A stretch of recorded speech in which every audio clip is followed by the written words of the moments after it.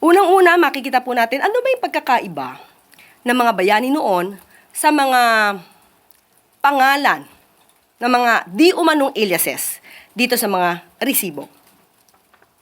Pero hindi naman nangangahulugan na issue, sabi nga ng prosecution ay non-issue daw ang mga aliases.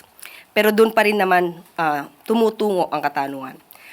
Siguro ang mga bayani noon ay lumalaban para sa bayan nang walang bayad. Pero yung mga tumutulong na mga informant, informer, sa kasalukuyan, mukhang hindi kikilos ng walang bayad. At ang mga bayani noon, kahit gumamit ng pseudonym, ay alam nating totoong tao.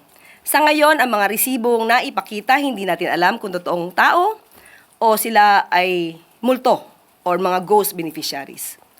So, para sa kaalaman ng mga kabataan, kung ito ang pagkukumparahin natin, ang mga bayani noon ay lumalaban para sa bayan, itinatago ang pagkakakilanlan para sa bayan, pero yung iba ngayon, itinatago ang pagkakakilanlan para sa bayad.